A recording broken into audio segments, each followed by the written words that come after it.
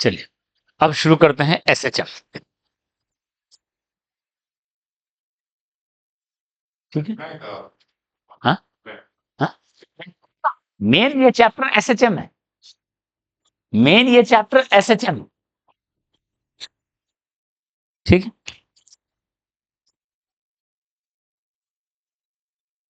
Simple harmonic motion क्या देख रहे हो? मैच का स्कोर आया है। ठीक है, चलो।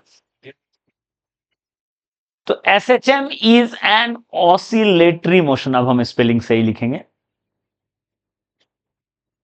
एक ऑसिलेटरी मोशन है, ठीक है, जिसका क्या क्या फीचर होगा ध्यान दो। पोटेंशियल एनर्जी इज कौन सा? पैराबोलिक शेप, मतलब quadratic, is quadratic in nature.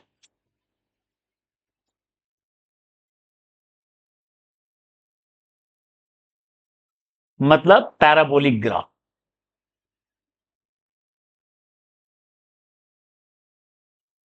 Okay okay. Second, energy बढ़ाने पे तो एम्पलीट्यूड बढ़ रहा है, बट टी रिमेन्स अनचेंज्ड। ये बहुत बड़ा खासियत है। इनफैक्ट ये दोनों एक ही पॉइंट है, अलग अलग नहीं। इट इंप्लाइज दिस, मैथमेटिक्स हम लोग सीखेंगे इसका, तो it implies this, it implies this, एक ही चीज है। ओके। हाँ,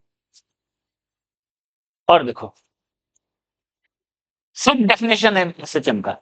अभी हम लोग देखे थे एसएचएम मीन पोजीशन है, ध्यान दो।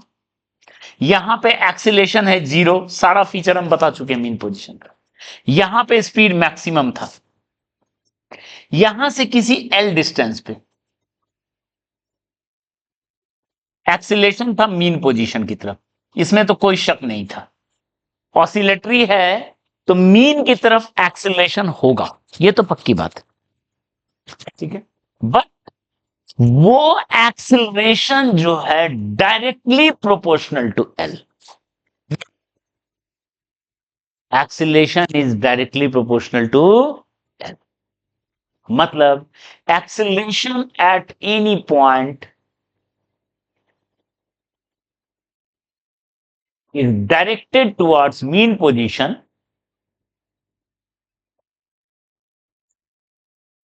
and its magnitude is directly proportional to displacement from mean position. Mean मतलब एक्सेलेरेशन कांस्टेंट नहीं है, एक्सेलेरेशन वैरी कर रहा है। जितना दूर मीन पोजीशन से होगा उतना ज्यादा एक्सेलरेशन होगा। ये पॉइंट बता रहा हूं, समझ में आ रहा है?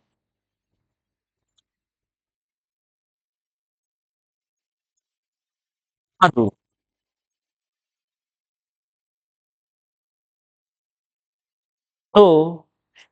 अब अगर मैथमेटिकली देखें तो A directly proportional to L, A equal to लिखेंगे some constant into L. The constant of the relation depends on constituents of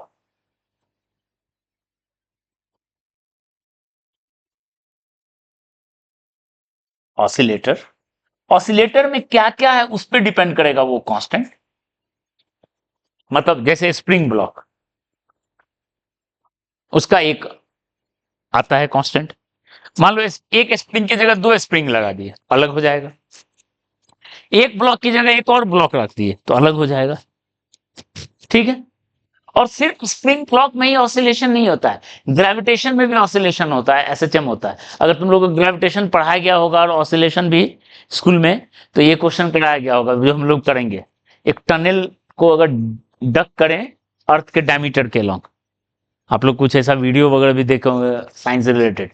earth के डायमीटर के अलॉन्ग एक टनल को डक करें और एक बॉल को रिलीज करें, तो उस टनल में जो मोशन होगा वो एसएचएम होगा।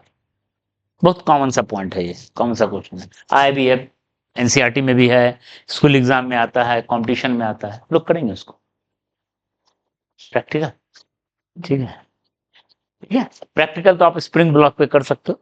ठीक है, देखो, the constant depends of the relation depends on constituent of oscillator. ठीक है, okay, and it is written as, इसको क्या लिखते हैं, देखो, कांस्टेंट इक्वल टू लिखते हैं omega square, where omega is called angular frequency of SHM.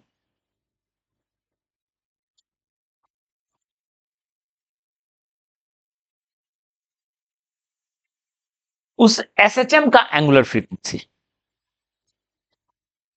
ठीक है, ऐसा हम लोग लेके चलते हैं, ओमेगा स्क्वायर लिखते हैं, यानी ए इक्वल टू, अभी एग्जांपल लेंगे तो आपको समझ में आएगा, ओमेगा स्क्वायर एल है, जहां पे वेयर ओमेगा को लिखें पीरियड ऑफ ऑसिलेशन, सॉरी क्या लिखें, एंगुलर फ्रीक्वेंसी ऑफ। ठीक है, इससे हम लोग निकालेंगे period T, time period, time period क्या होगा, 2 पाई बाय दैट ओमेगा, ये जो ओमेगा स्क्वायर है यहां से ओमेगा निकाल के यहां पुट कर देंगे, it will give you period of SHM. तो कितना कांस्टेंट का खासियत है। ठीक है, यहां से अगर फ्रीक्वेंसी निकालें 1/t, that is omega by 2 pi.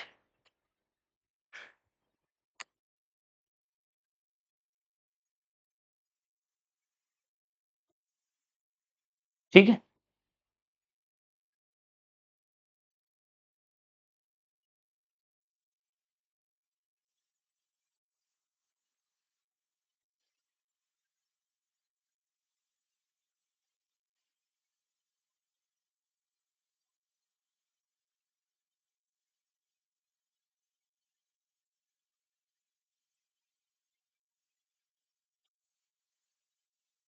Clear है।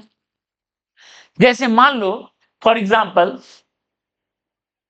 मान लेते हैं an SHM, in an SHM at distance 1 millimeter from mean position,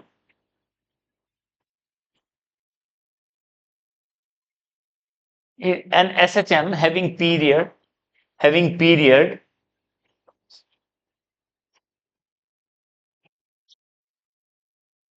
0.02 second, 0.002 second। ठीक है, find acceleration of block at distance 1 millimeter from mean position।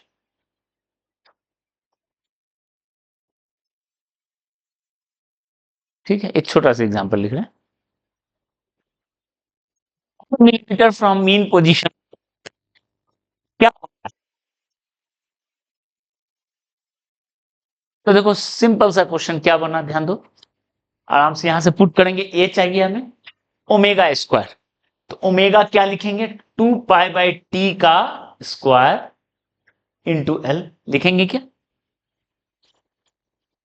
ठीक है, 2 पाई यानी 4 पाई स्क्वायर, टाइम पीरियड कितना है 0.002 का स्क्वायर इंटू एल का वैल्यू कितना है 1 मिलीमीटर, 1 × 10⁻³ और सबको आपने एसआई में बदला है तो कितना हो गया मीटर पर second square. A equal to हो गया 4 पाई स्क्वायर बाय 2 × 2 4, लेकिन ये देखो 10⁻³ और 10⁻³ 10⁻⁻6 इंटू 10⁻⁻3, 4 कट गया, पाई स्क्वायर इंटू क्या आ जाएगा बताओ। ठीक है, और पाई स्क्वायर को भी लगभग आप 10 लिखते हो, पाई स्क्वायर को लगभग कितना लिखते हैं 10। ठीक है, तो यानी 10⁻⁴ मीटर पर सेकेंड स्क्वायर। क्लियर है। बात समझ में आई एक्सेलरेशन का कहानी? ठीक है, अच्छा, ओके, ठीक है। एसएचएम के क्वेश्चन में ये सब डेटा बार बार आएगा। 3.14 तो उसको क्या लिखोगे? पाई 6.28, 2 पाई 31.4, 10 पाई 62.8, 314, 100 पाई, मतलब घबराना नहीं है डेटा देख के, 628, 200 पाई 157, 50 पाई, ठीक है। ये सब डेटा रहेगा तो आप उसको पाई में बदल सॉल्व हो जाएगा 2 पाई बाय वो करके। यस, ये रिलेशन है इसका, मतलब उस कांस्टेंट से ये लिखते हैं। कैसे आता है मैथ्स सीखोगे तो आ जाएगा, ठीक है। आप ट्रिगोमेट्री में साइन वगैरह का ग्राफ पढ़े हो। ये ये पूछ रही है सर ये 2 पाई बाय ये कैसे आया, उसको मैथमेटिकली बताते हैं। ध्यान दो, ध्यान दो सबको। आप देखो y equal to sine x, ठीक है, साइन एक्स, ओके। अच्छा, इसको हम जब इक्वेशन लिखेंगे तब बता देंगे, ताकि जब अभी इक्वेशन लिखेंगे तो आराम से समझ में आ जाएगा, अभी झूठ मूठ कर लेंदी होगा। जैसे इसके बाद वही बता देंगे कैसे आया। सवाल है ये हाउ, इसको बता देंगे, ठीक है। चलो, क्लियर है एक्सीलरेशन का रिलेशन। ये सब डेटा आएगा तो आराम से टैकल कर दोगे। चलिए, A equal to omega square L है, ठीक है। यानी अगर हम वेक्टर वाइज देखें तो ए इक्वल टू लिखेंगे माइनस ओमेगा स्क्वायर एल, लिखेंगे क्या? क्योंकि डायरेक्शन एल का क्या है? उल्टा है। एल का उल्टा डायरेक्शन है वेक्टर वाइज देखें तो। ये मैग्नीट्यूड वाइज है, ये वेक्टर वाइज है, आगे में माइनस लगा है। और अगर कंपोनेंट वाइज करेंगे इंटू एल, ठीक है, या एल एक्स नाम देते हैं, displacement from mean position. Component, तीनों रिलेशन करेक्ट है। ये है मैग्नीट्यूड वाइज, ये है कंपोनेंट वाइज, क्योंकि वेक्टर का कंपोनेंट लिखेंगे माइनस ये माइनस, क्योंकि एल का उल्टा है ना। एल है डिस्प्लेसमेंट का उल्टा है एक्सेलरेशन, डिस्प्लेसमेंट का उल्टा। क्लियर है? यानी अगर हम ग्राफ ड्रॉ करें डिस्प्लेसमेंट फ्रॉम मीन पोजीशन और एक्सेलरेशन का ग्राफ ड्रॉ करें, आगे में माइनस है तो ऐसा ग्राफ होगा, होगा क्या? ठीक है, होगा। मीन पोजीशन ये है, y equal to m x का ग्राफ ऐसा ही होता है ना। स्लोप क्या है इसका देखो, ये tan थीटा किसके बराबर होगा? ओमेगा स्क्वायर के बराबर, ठीक है। tan थीटा किसके बराबर? Omega square. अच्छा, एल का मैक्सिमम वैल्यू, डिस्प्लेसमेंट का मैक्सिमम वैल्यू क्या होता है? एम्पलीट्यूड। एक तरफ गया तो प्लस ए और एक तरफ गया तो माइनस ए। इधर अगर प्लस ए तो इधर माइनस ए, डिस्प्लेसमेंट, ठीक है। तो बताओ, अब तुम खुद बताओ, एसएचएम में अभी हम लोगों ने देखा एसएचएम में जितना दूर जाएगा उतना ज्यादा एक्सेलरेशन होगा, जितना दूर जाएगा। तो बताइए एक्सेलरेशन एक्सट्रीम पोजीशन ईपी को, ठीक। यानी A max at extreme position, extreme position का ये खासियत हो गया। स्पीड जीरो है पर एक्सेलरेशन क्या है? Maximum. That is equal to omega square a, l का वैल्यू क्या है? ए, ठीक है। तो मैक्सिमम एक्सेलरेशन का ये वैल्यू हो गया ओमेगा स्क्वायर ए, ठीक है। जो जो फार्मूला लिख रहे हैं सब पे क्वेश्चन बेसिक बनेगा क्वेश्चन, ठीक है। अच्छा, अब अगर कंपोनेंट वाइज देखा जाए तो ए लगाओ यहां, तो एक में आएगा ओमेगा स्क्वायर ए, एक में आएगा माइनस ओमेगा स्क्वायर ए, क्योंकि डायरेक्शन क्या हो गया, बदल गया। ठीक है, तो ये हो गया एक्सीलरेशन का डिस्प्लेसमेंट के साथ ये एक्सट्रीम पोजीशन, एक्सट्रीम पोजीशन, ये एक्सट्रीम, इसको पॉजिटिव एक्सट्रीम बोलेंगे, इसको नेगेटिव एक्सट्रीम बोलेंगे, ऐसा बोलते हैं। क्लियर है? इतना तक क्लियर है? ठीक है, चलो।